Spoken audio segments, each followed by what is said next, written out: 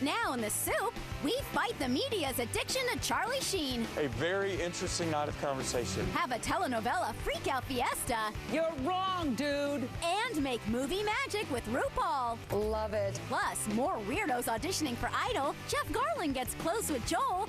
And the kick-ass clip of the week. Now, here's the host who watches it all for you, Joel McHale.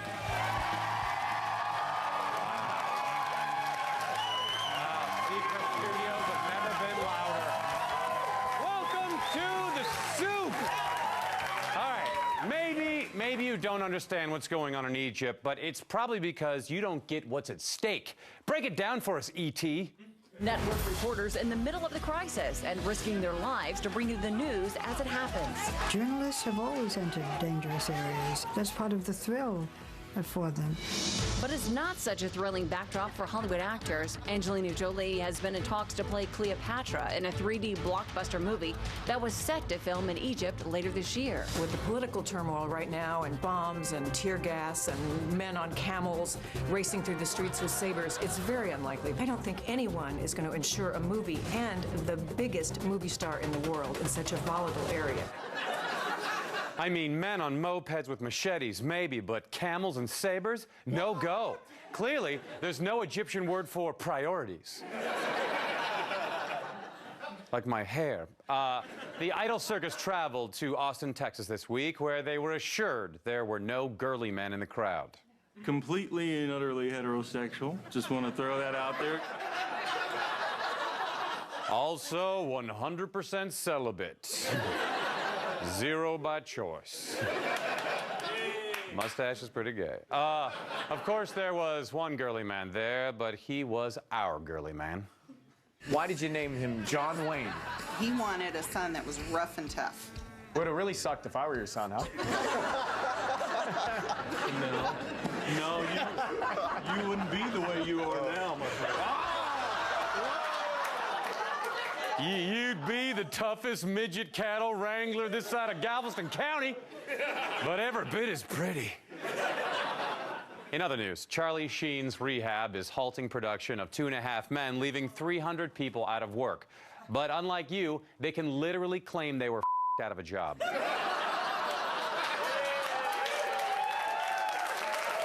No one had better coverage of last week's Charlie Sheen story than our own E! News.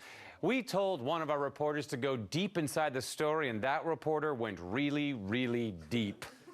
The porn star who partied with Charlie is breaking her silence with some explosive allegations. Here is Ken Baker. Ken said it was the least sleazy assignment he's had since he started here. Well, he was a fluffer at E.T. for a while. Apparently you're a lady. In TV news, on the SAG Awards red carpet fashion wrap, totally necessary show, the panel of judges is introduced, and all this guy could do was talk about monster trucks and martial arts. First up, you know him from Project Runway and TV Guides, the fashion team. Also, get this, he also sports the best facial manscaping in town, fashion designer Nick Varios. Oh, honey, the manscaping doesn't stop here. Okay, everybody. Every day he picks up 10 guys outside of Home Depot just to help him. Not to be out uncomfortable, E! brought its own newest fashion critiquing duo of Jeannie Mai and Robin Laughlin. It wasn't working for me at all. You're just jealous because she looked better than that than you would have. I think we're gonna have to divorce. Excuse me. I'm over you. I would so much better be off the fashion lady than the first fashion couple. Oh, excuse me, sleeves. Okay, you know what? You're lucky you signed a prenup. Get off. Love it. Thank you, guys. Love it, Juliana? Really? Love? Ryan, do you love it? Oh, hell no. Yeah. Thank you for being honest, Ryan. In movie news, producers of Miley Cyrus's new film have edited out all references to pot smoking in light of Miley's recent bong smoking video, which leaves Cheech and Chong Meet Hannah Montana with a running time of 37 minutes. Oh, those guys look good. In news, while reporting on the conflict in Egypt, Anderson Cooper and his CNN News crew were attacked by pro-government demonstrators. It actually had nothing to do with the demonstrations. You see, Anderson Cooper possesses the piercing blue eyes of the Egyptian god Osiris. The Egyptians just wanted them back. Extra went in depth with the biggest political story of our time. Funny thing happened on Snooki's way to the Capitol. She's taking pics with fans when look who walks by. Snooki, Senator from New York. New York Senator Chuck Schumer. Senator Schumer, can we get you next to Snooki? It's good to see a politician turning down pork for a change. Yeah, low blow, you're right. Let's have some chats, too.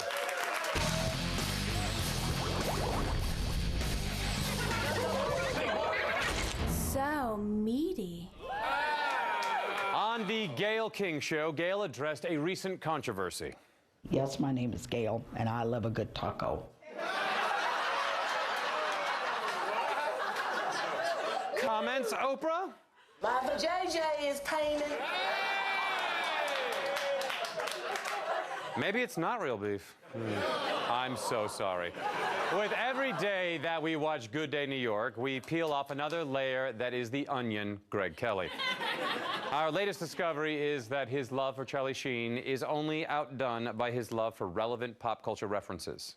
Add or write Sheen's absence into the script. CBS is also reporting. You can't have that show without Charlie Sheen. Well, yeah, that's why they're also thinking about putting a new show in its place. They have a few new comedies in the pipeline. Sheen's co-star John Cryer. It would be like Murphy Brown without Murphy Brown. True. Take your time, Charlie. We want you to be better. Because you can't have that show without. It's like Magnum PI without Magnum. Yeah. Greg's producers don't tell him what year it is. That way, they can pay him the average salary of a news anchor from 1989. You can't have BJ and the Bear without the bear. I was recently shocked to learn that Jane Velez Mitchell of Issues with Jane Velez Mitchell is a recovering alcoholic. I always assumed she was a functioning alcoholic. I suppose the surprise came because she doesn't like to mention her issues publicly. This is beyond disturbing to anyone who has dealt with alcohol abuse, such as myself. I'm a recovering alcoholic, because it's incomprehensible to me. And I'm a recovering alcoholic as a recovering addict alcoholic myself. And I've done that as a recovering alcoholic. I'm a recovering alcoholic because I am a recovering alcoholic. I'm a recovering alcoholic. I am a recovering alcoholic. 15 years, 16 if I make it to April. Listen, I'm a recovering alcoholic, okay? But I love cocaine. Who's holding? Sorry, Jane was right there. Jane then took the party to Showbiz Tonight, where she explained that she's not proud of her dark past, though there were some highlights. Well, I actually find her story very believable, and here's why. I'm a recovering alcoholic myself, and when I was in my disease, I would behave very similar fashion. I love drinking contests. In fact, I'm not very proud to say that I actually won a drinking contest at Club Med once. And I'm not at all proud of the time I got kicked out of Sandals for knocking boots with a pool boy, only to crap in his bed during the blackout of a lifetime. That's right, I got issues. Gavel flask, no. And for my peeps, it's April somewhere. We'll be right back.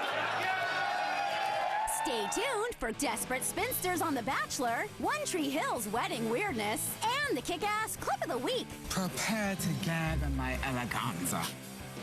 Yeah,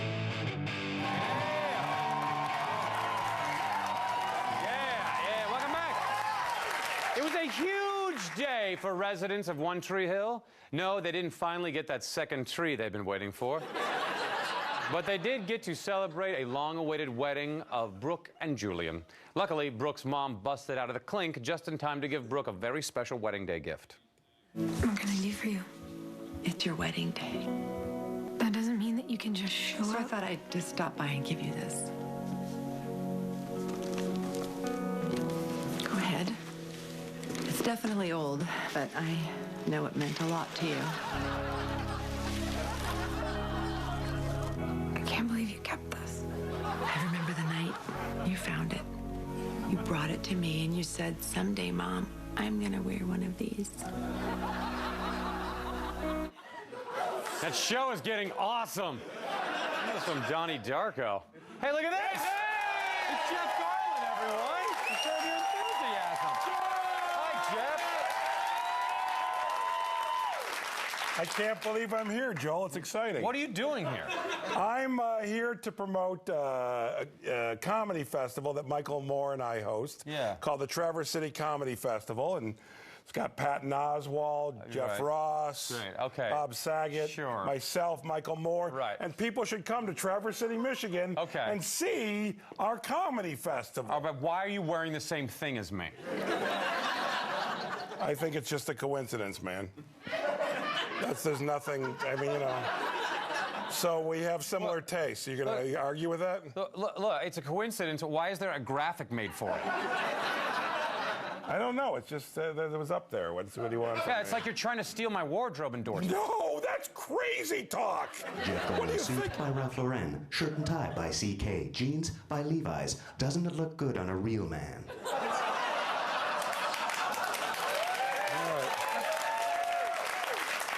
See you later. Bye, everybody! Reality show flip time. Our friend Brad Womack had a busy week as The Bachelor, performing in makeup and army fatigues for Viva Elvis and inadvertently destroying Emily, the NASCAR widow, by taking her to the track. Nice one, producers. Later, Brad took Ashley and Ashley on a 2-on-1 date, and unfortunately, Ashley got sent home. When you watch this clip of Ashley's utter devastation, you should remember the cameramen aren't paid to care. They're paid to tilt the freaking camera. I think he's a great guy. Bye, Ash. And he made me feel really special, and I had such a good time with him.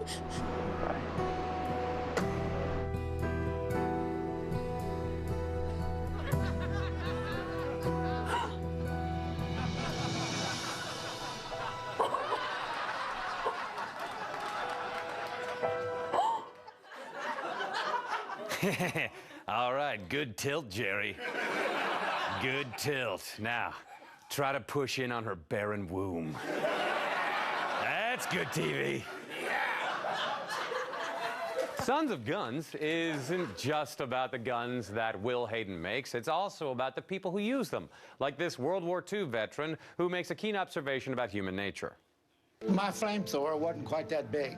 You carried one of those? Yes, I did. You've actually got one of these? Yeah. The Japanese really hated those things.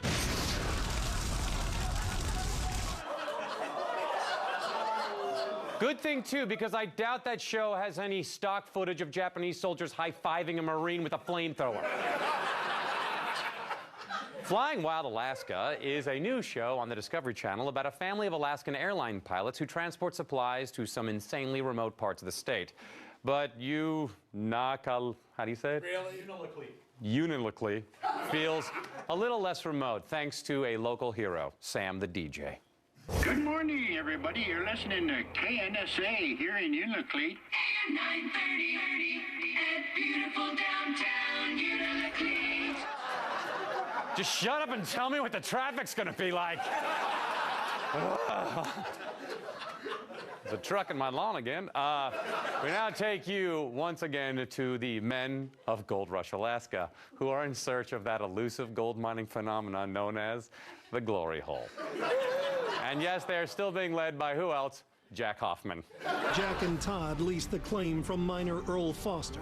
They were told that on the claim there is a buried ancient waterfall known as a glory hole. They've been looking for it ever since. Jack believes he's now digging above Earl's glory hole.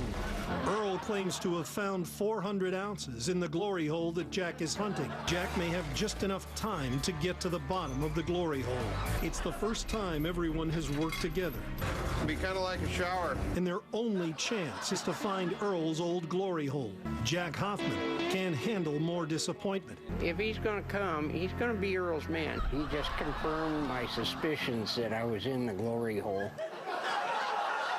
That's even funnier if you realize that a glory hole is what men put their penises through for another man to anonymously fillet them. So.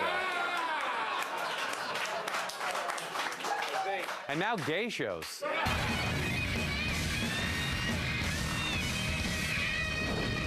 Gay show. RuPaul's Drag Race is still not officially sanctioned by NASCAR and still hasn't featured Dale Earnhardt Jr. in an evening gown. But this week, the contestants had to perform scenes from science fiction movie scripts, which had expected titles. In these two envelopes, I have two scripts. Drag Queens in Outer Space, From Earth to Uranus, and the sequel, Return to Uranus. And Forbidden Planet of Ass Sex, Uranus. Very clever. The movie theme continued with Lily Tomlin as a surprise celebrity judge, but she was shocked to find out how important her decision was going to be. Ladies, this is your last chance to impress me and save yourselves. The time has come for you to lip sync for your life. Lily Tomlin didn't sign up to decide which lip-syncing drag king would be put to death. But hey, a check is a check, right? We'll be right back. Hold on for telenovela acting muy bueno, Tiffany and Debbie Gibson's sci-fi catfight, and the kick-ass clip of the week. I have a monkey landing in an hour.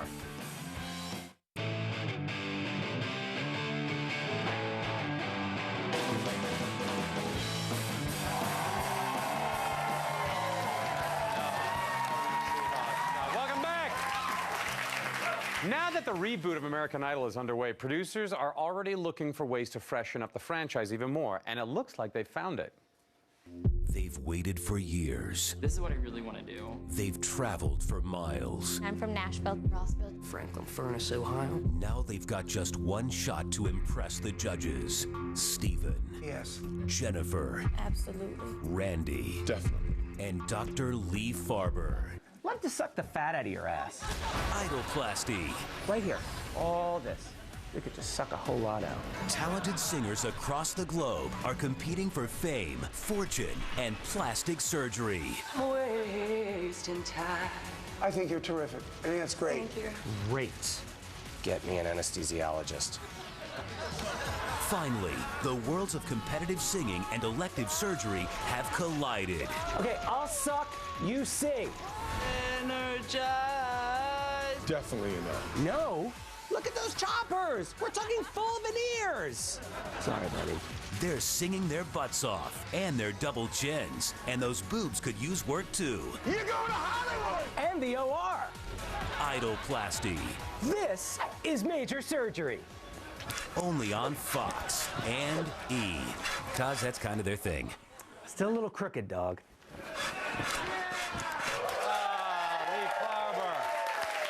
Goes to the same hairstylist as Steven Tyler. Sci-fi Pictures really outdid themselves this week with Mega Python versus Gatoroid.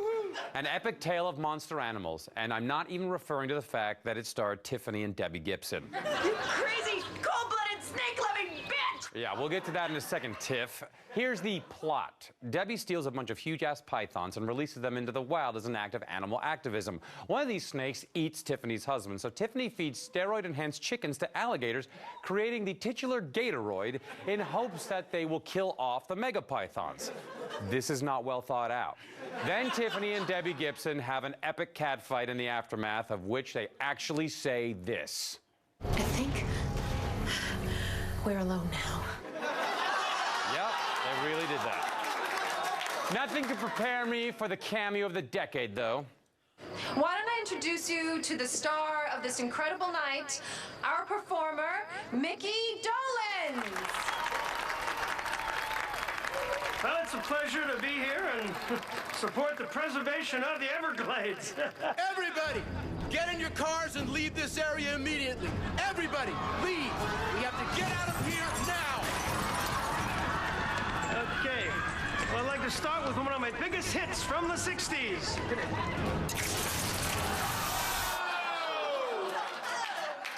That snake gets the funniest looks from everyone he eats.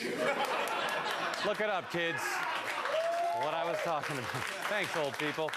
The first season of Bridal Plasty finally came to an end, and it was amazing in that no one died. This is, of course, due entirely to the skilled fist bumps of Dr. Dubrow. Let's do this. express lift. Yeah.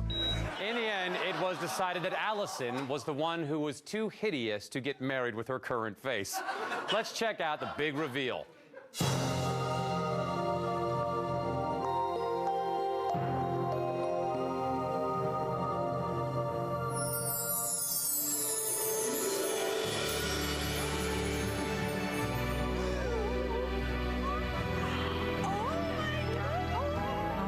Goodness, like, she looks phenomenal. I actually did look phenomenal. Yeah! Which brings us to our clip of the week. A beautiful bride.